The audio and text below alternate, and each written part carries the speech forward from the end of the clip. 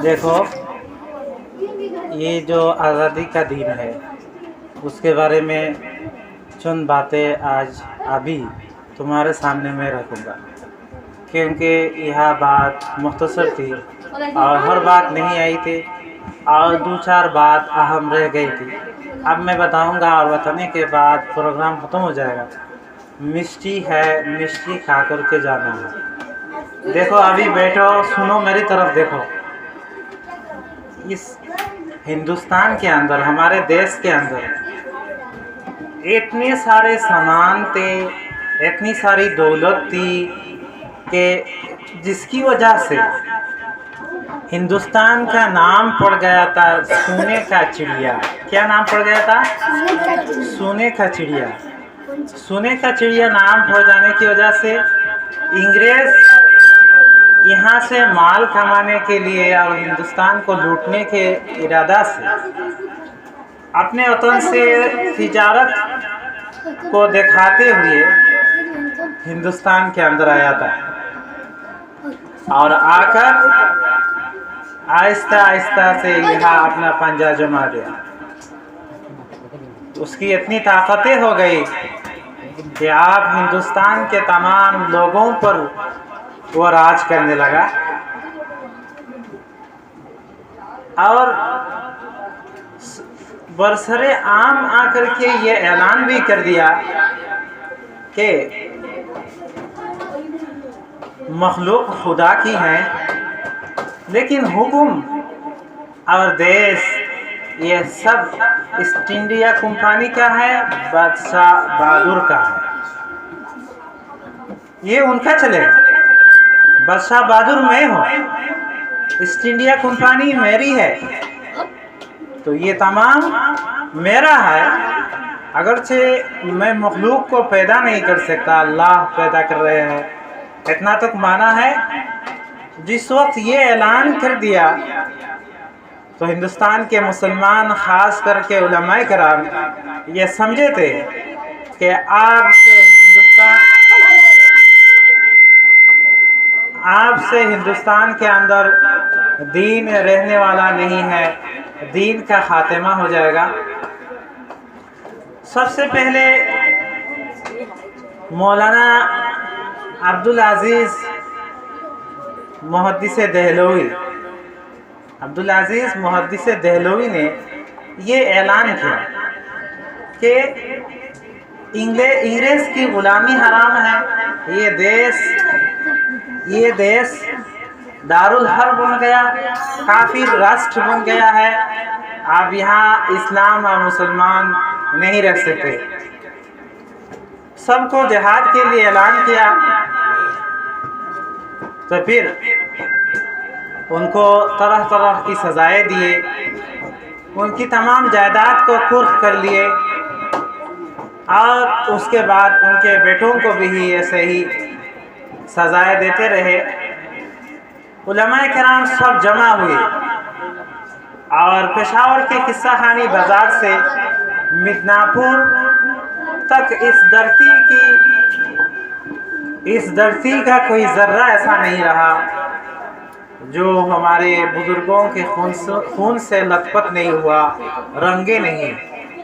हमारे उलमाए किराम, यहाँ के कई दरख्त ऐसा नहीं रहा जिसके अंदर उनको फांसी नहीं दिए गए थे। बाज को फांसी दिए गए, बाज को जला दिया गया, बाज को तरह तरह की सज़ा के अंदर मुब्तला किया गया। लेकिन मुसलमान रुकने वाला नहीं है। एक जोश के साथ, एक जज्बे के साथ और एक हिम्मत के साथ आगे बढ़ते रहे, जंगे जिहादे करते रहे और सिर्फ मुसलमान ही मुसलमान थे। और जिहाद और जंग शुरू हो गया था 1857 के अंदर, और फिर जंग होते होते लेकिन कामयाबी की कोई जाकर दायरा नहीं आ रहा है, नज़र नहीं आ रहा। उसी वजह से जब कांग्रेस फील्ड के अंदर आया तो उसके अंदर मुदाखलत फरमाए और फिर गांधी जी के लेकर के आगे कदम बढ़ाए हिंदू मुस्लिम सब का ये नारा हो गया है कि देश बचाओ इंग्रेज हटाओ, देश बचाओ इंग्रेज हटाओ। तो इस नारे को लेकर के आगे बढ़े और फिर इंग्रेज को आखिरकार भागना ही पड़ा, यहाँ से भाग गया। और आखिरकार ये आज़ादी का दिन का ये ऐलान हो गया था 1947 के अंदर कि अब देश आज़ाद है, आज आज़ादी का परचम लहराया जाएगा, अब हिंदुस्तान गुलाम नहीं है, इंग्रेज को भगा करके आज़ाद हो गया। फिर इस देश को चलाने के लिए कानून की ज़रूरत है, तो फिर कानून बनाए और फिर 1950 के अंदर 26 जनवरी में हिंदुस्तान के तमाम कानून बनकर के लागू हो गया था। और उस मदरसे के पढ़ने वाले मौलाना अबुल कलाम आज़ाद सबसे पहले इस हिंदुस्तान के शिक्षा मंत्री बने हैं, हिंदुस्तान के तालीमी वज़ीर बने हैं और फिर देश आगे बढ़ा। लेकिन इस कानून जारी करने से पहले इंग्रेज़ की खुफिया पॉलिसी की वजह से मुसलमान दो हिस्से में तकसीम हो गए थे। एक हिस्से चले गए थे पाकिस्तान, जिन्ना ने ये नारा लगाया था कि हमको पाकिस्तान चाहिए, पाक मुल्क चाहिए, पाकिस्तान चाहिए, इस्लामी मुल्क चाहिए, मुसलमान इकट्ठा रहना चाहिए। तो फिर वो तमाम पाकिस्तान चले गया, पाकिस्तान के अंदर जाकर एक मुल्क बसाया। जो उसके हमख्याल थे सब चले गए थे, बाकी हिंदुस्तान के अंदर रहे और उन्होंने कहा कि नहीं, हिंदुस्तान को हमने आज़ाद कराया, यहाँ से इंग्रेज़ को बहाया और इसको इंग्रेज़ को दूर किया, हम वहीं रहेंगे जहाँ हम थे, हम अपने बाप दादों की जगह में रहना चाहते हैं, उनके घर उनकी जायदाद के अंदर रहना चाहते हैं, हम यहाँ से जाने वाले नहीं हैं। तो फिर बाकी वालों को मजबूर किया कि हिंदुस्तान का ऐसा कानून बनाओ कि जिस कानून के अंदर मुसलमान, सिख, ईसाई, दलित, हिंदू जितने भी हो जाए सब इस मुल्क के अंदर चैन सुकून आफियत के साथ रह सके, भाई भाई के साथ और जो गंगा जमुना तहजीब के साथ उसके अंदर रहे, कोई जाकर इसके अंदर फ़र्क ना हो। तो फिर मजबूर होने पड़ा और ये कानून तय हुआ कि हिंदुस्तान जमहूरी मुल्क है और सब के अपने धर्म और सब अपने धर्म के ये इदारों को बचाते हुए यहाँ रहने की आज़ादी है। मुसलमान अपनी मस्जिद, अपने मदरसे के साथ, कुरान और हदीस और इस्लाम के साथ, शरीयत मुतहरा के साथ चैन सुकून आफियत के साथ रह सकते हैं। ऐसा ही हिंदू भी अपने मंदिर के साथ, अपने धर्म के साथ, ऐसे ही जाकर गुरुद्वारे के साथ और चर्च के साथ सब धर्म वाले अपने जो इदारे हो सकते हैं, वो इबादत गाहें हो सकते हैं, वो तमाम के साथ रह सकेंगे, कोई किसी के अंदर हमलावर नहीं होगा। तो फिर ये कानून जारी हो गया और ये रहते रहे, चलते रहे, बसते रहे।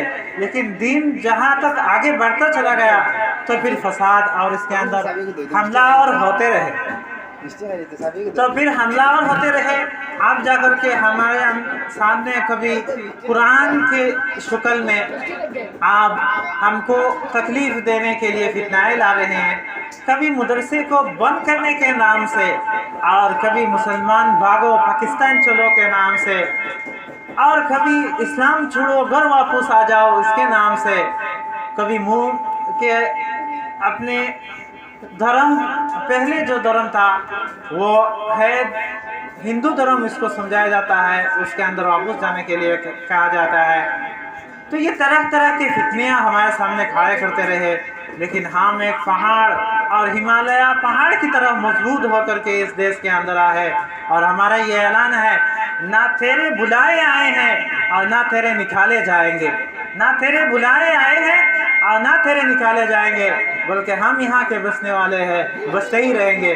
और इसी वजह से हम ये तमाम बुलबुल हैं हिंदुस्तान के, हमारा ये भी नारा है, मजहब नहीं सिखाता आपस में बैर रखना, मजहब नहीं सिखाता आपस में बैर रखना, हिंदी है हम, हिंदुस्तान हमारा, सारे जहां से अच्छा हिंदुस्तान हमारा।